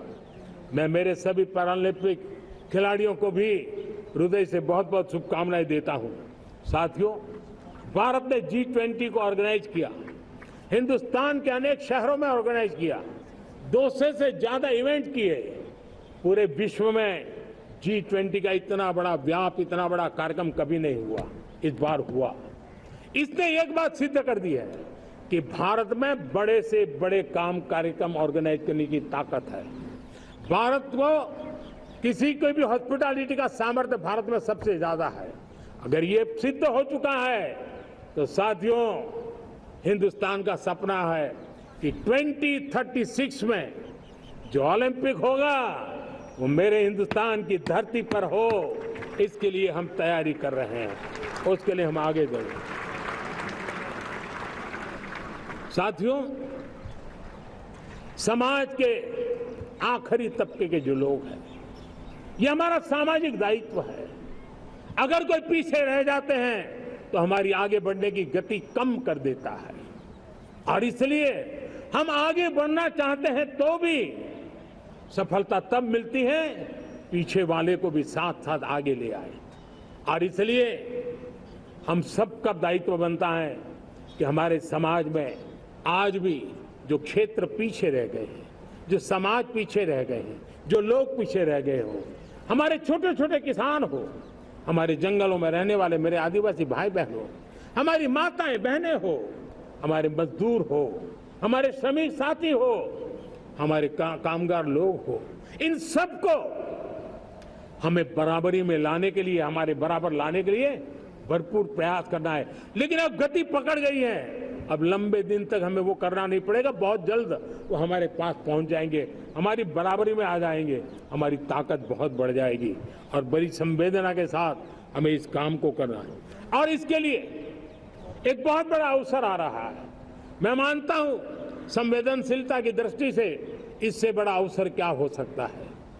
हमें पता है 1857 के स्वतंत्र संग्राम के पहले भी अंग्रेजों के नाक को दम करने वाला हमारा देश का एक आदिवासी युवक था। 20-22 साल की उम्र में उसने अंग्रेजों के नाक को दम ला दिया था, जिसको आज भगवान बिरसा मुंडा के रूप में लोग पूजा करते हैं। भगवान बिरसा मुंडा की 150वीं जयंती आ रही है। ये हम सबके लिए प्रेरणा का कारण बने। समाज के प्रति छोटा सा छोटा व्यक्ति भी देश के लिए कैसी जज्बात रखता है, उससे बड़ी प्रेरणा भगवान बिरसा मुंडा से अधिक कौन हो सकता है। आइए हम भगवान बिरसा मुंडा की 150वीं जयंती जब मनाएं, संवेदनशीलता का हमारा व्याप बढ़े, समाज के प्रति हमारा ममभाव बने। हम समाज के हर व्यक्ति को, गरीबों को, दलित को, पिछड़ों को, आदिवासियों को, हर एक को हम अपने साथ लेकर के चले। इस संकल्प को लेकर के चलना है। मेरे प्यारे देशवासियों, हम संकल्प के साथ तो बढ़ तो रहे हैं, बहुत आगे बढ़ रहे हैं, लेकिन ये भी सच है कि कुछ लोग होते हैं जो प्रगति देख नहीं सकते। कुछ लोग होते हैं जो भारत का भला सोच नहीं सकते हैं। जब तक खुद का भला न हो तब तक उनको किसी का भला अच्छा नहीं लगता है। ऐसी विकृत मानसिकता से भरे हुए लोगों की कमी नहीं होती है। देश को ऐसे लोगों से बचना होगा। वे निराशा की गर्त में डूबे हुए लोग हैं। ऐसे मुट्ठी भर निराशा की गर्त में डूबे हुए लोग, जब उनके गोद में विकृति पलती है तब वो विनाश का कारण बन जाती है, सर्वनाश का कारण बन जाती है, एनार्की का मार्ग ले लेती है, और तब देश को इतनी बड़ी हानि हो जाती है जिसकी भरपाई करने में हमें नए सिरे से मेहनत करनी पड़ती है। इसलिए ऐसे जो छुटपुट निराशावादी तत्व होते हैं, वो सिर्फ निराशा इतना नहीं है, उनकी गोद में विकृति पल रही है। ये विकृति विनाश के, सर्वनाश के सपने देख रही है, ताने बाने जोड़ने की प्रयासों में लगी हुई है। देश को इसे समझना होगा।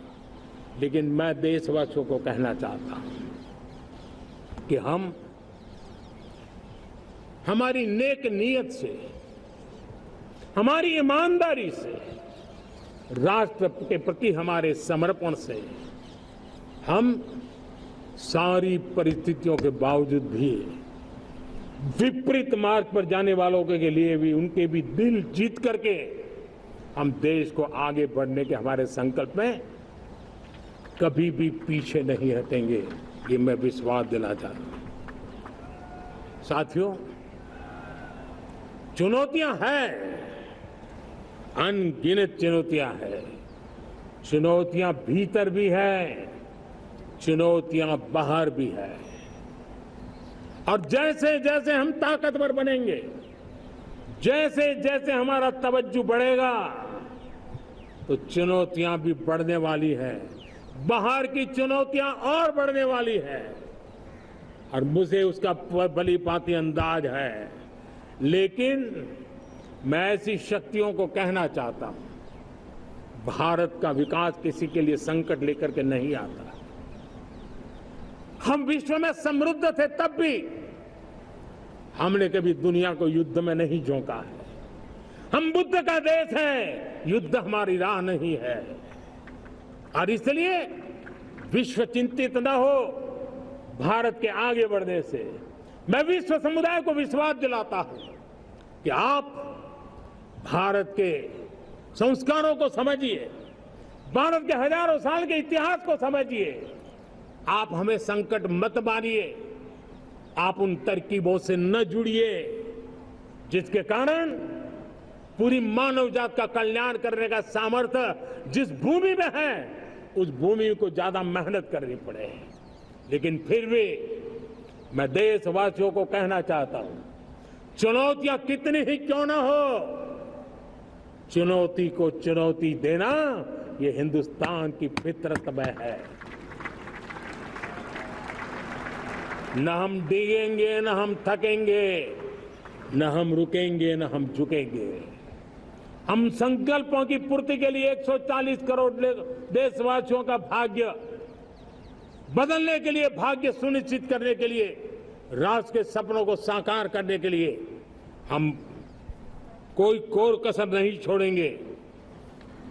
हर बदनीयत वालों को हम हमारी नेक नीयत से जीतेंगे, ये मैं विश्वास देता हूं। मेरे प्यारे देशवासियों, समाज की मनोरचना में भी बदलाव कभी कभी बहुत बड़ी चुनौती का कारण बन जाता है।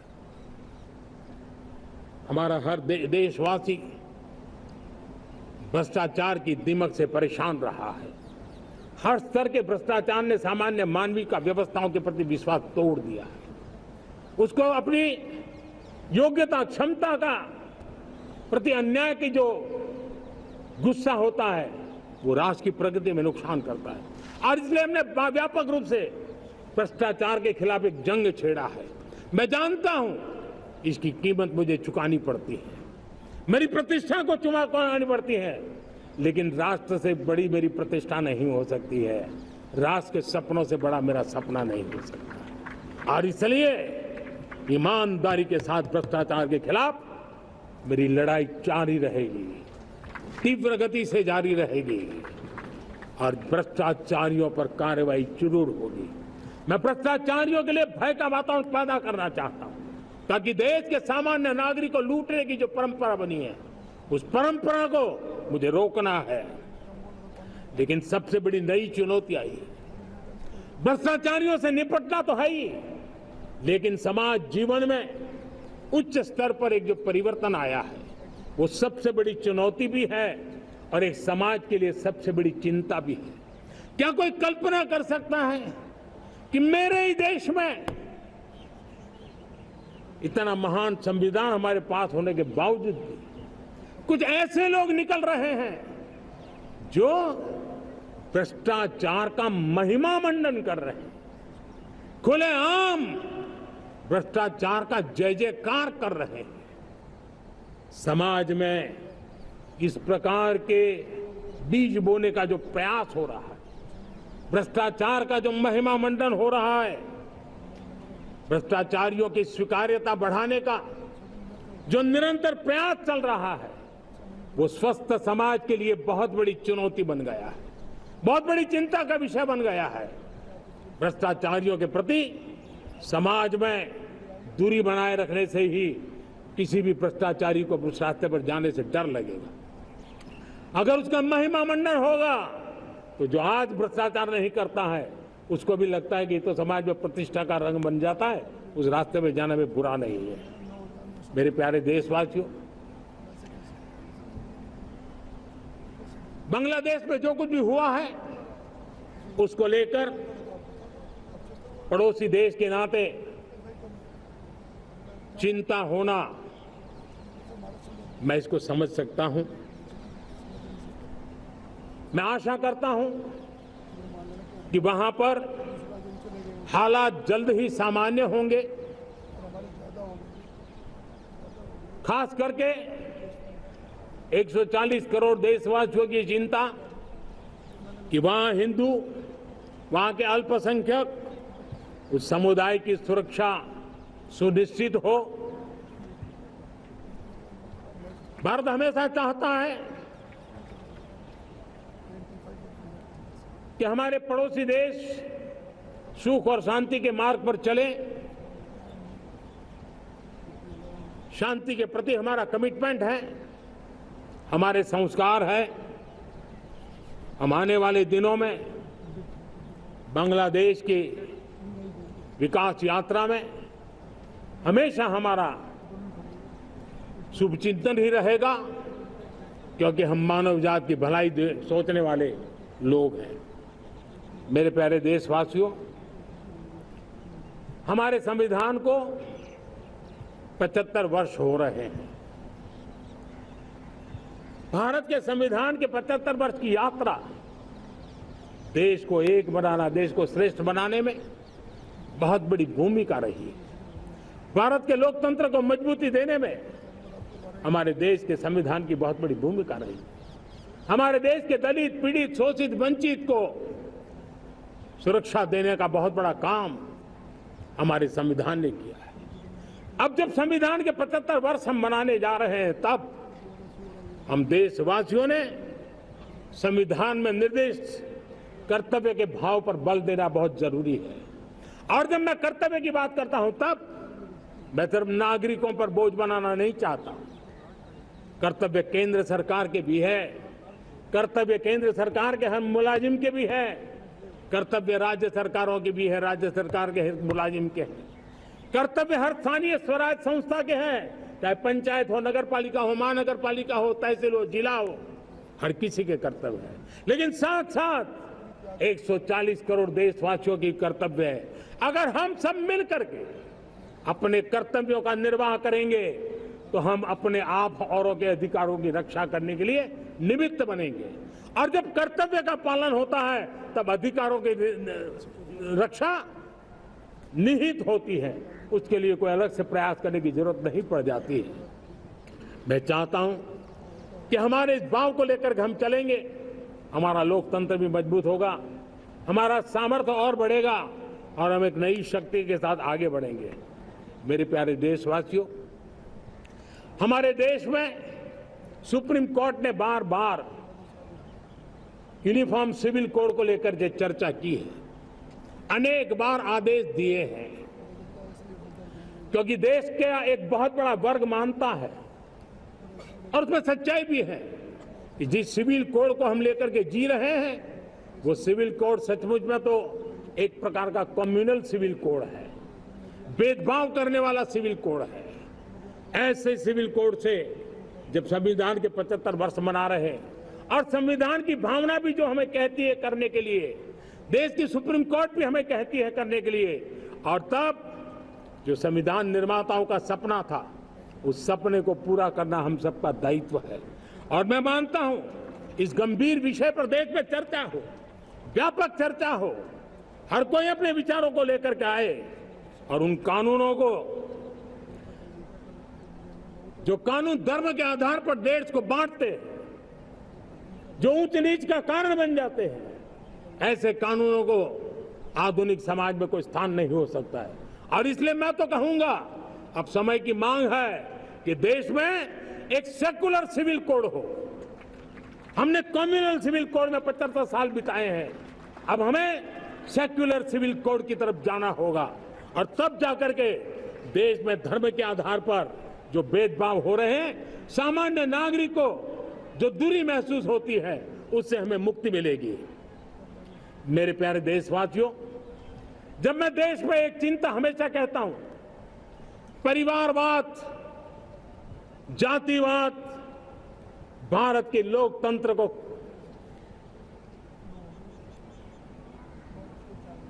बहुत नुकसान कर रहा है।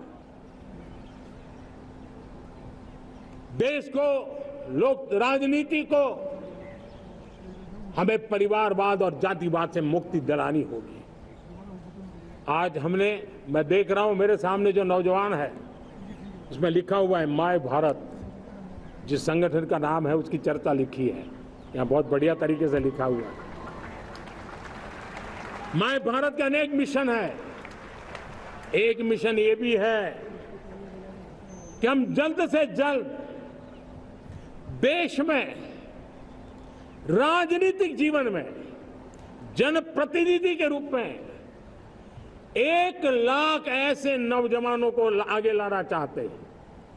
शुरुआत में 1 लाख नौजवानों को आगे लाना चाहते हैं, जिनके परिवार में किसी का भी कोई राजनीतिक बैकग्राउंड न हो, जिसके माता पिता भाई बहन चाचा मामा मामी कभी भी राजनीति में नहीं रहे, किसी भी पीढ़ी में नहीं रहे, ऐसे होनहार नौजवानों को फ्रेश ब्लड 1 लाख, चाहे वो पंचायत में आए, चाहे नगर पालिका में आए, चाहे जिला परिषदों में आए, चाहे विधानसभा में आए, लोकसभा में आए, 1 लाख नए नौजवान, कोई भी प्रकार का पूर्व का राजनीतिक इतिहास उनके परिवार का ना हो, ऐसे फ्रेश लोग राजनीति में आए ताकि जातिवाद से मुक्ति मिले, परिवारवाद से मुक्ति मिले, लोकतंत्र को समृद्धि मिले। और जरूरी नहीं है कि एक दल में जाए, उनको जो पसंद हो उस दल में जाए, वो दल में जाकर के वो जनप्रतिनिधि बन करके आगे आए।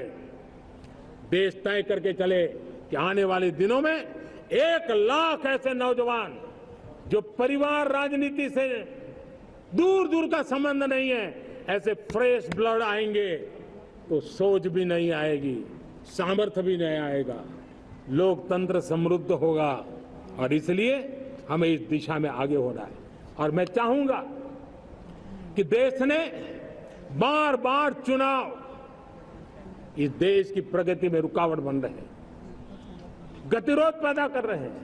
आज कोई भी योजना को चुनाव के साथ जोड़ देना आसान हो गया है, क्योंकि हर 3 महीने 6 महीने कहीं न कहीं चुनाव चल रहा है।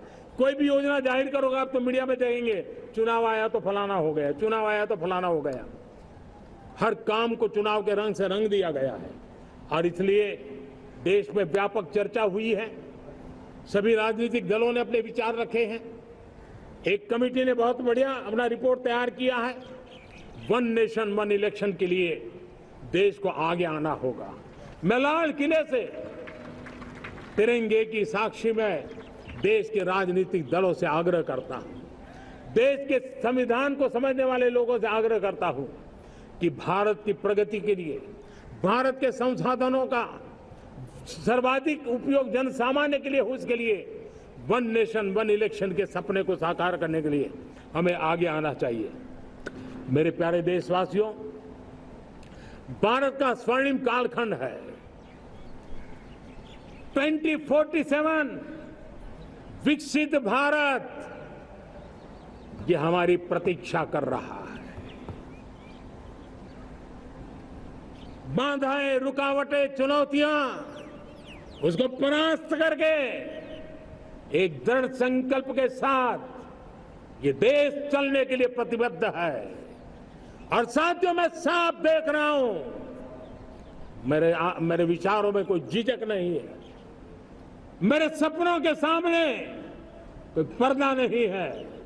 मैं साफ साफ देख सकता हूं कि यह देश 140 करोड़ देशवासियों के परिश्रम से, हमारे पूर्वजों का खून हमारी रगों में है। अगर वो 40 करोड़ लोग आजादी के सपनों को पूर्ण कर सकते हैं तो 140 करोड़ देशवासी समृद्ध भारत के सपने को साकार कर सकते हैं। 140 करोड़ देशवासी विकसित भारत के सपने को साकार कर सकते हैं। और मैंने पहले भी कहा था कि मेरे तीसरे टर्म में देश तीसरी इकोनॉमी तो बनेगा ही, लेकिन मैं 3 गुना काम करूंगा, 3 गुना तेज गति से काम करूंगा, 3 गुना व्यापकता से काम करूंगा, ताकि देश के लिए जो सपने हैं वो बहुत निकट में पूरे हो। मेरा हर पल देश के लिए है, मेरा हर क्षण देश के लिए है, मेरा कण कण सिर्फ और सिर्फ मां भारती के लिए है। और इसलिए 24/7 फॉर 2047 इस प्रतिबद्धता के साथ आइए मैं देशवासियों का आह्वान करता हूं। हमारे पूर्वजों ने जो सपने देखे थे, उन सपनों को हम संकल्प बनाए, अपने सपनों को जोड़े, अपने पुरुषार्थ को जोड़े, और 21वीं सदी जो भारत की सदी है, उस सदी में स्वर्णिम भारत बना के रहें, उसी सदी में हम विकसित भारत बना के रहें और उन सपनों को पूरा करते हुए आगे बढ़े। और स्वतंत्र भारत 75 साल की यात्रा के बाद एक नए मुकाम पर बढ़ रहा है, तब हम कोई कोर कसर न छोड़े। और मैं आपको विश्वास दिलाता हूं, आपने मुझे जो दायित्व दिया है, मैं कोई कोर कसर नहीं छोड़ूंगा। मैं मेहनत में कभी पीछे नहीं रहूंगा, मैं साहस में कभी कतराता नहीं हूं, मैं चुनौतियों से कभी टकराते से डरता नहीं हूं। क्यों?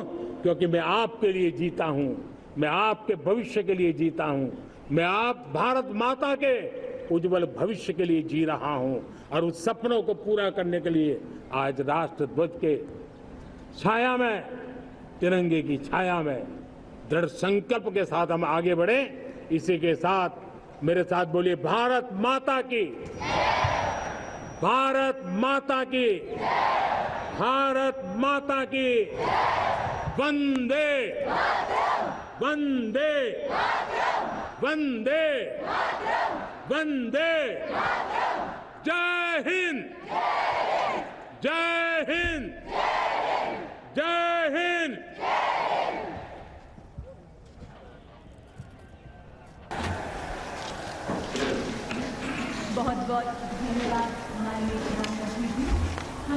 From the ramparts of Red Fort in Delhi, Prime Minister Narendra Modi concluding his first address to the nation after entering his 3rd term as the leader of the government in the country, outlining his hopes and aspirations for the people he leads. Greeting the crowds, greeting the nation, as we all come together to celebrate our 78th Independence Day. So though the function here at Red Fort concludes, the day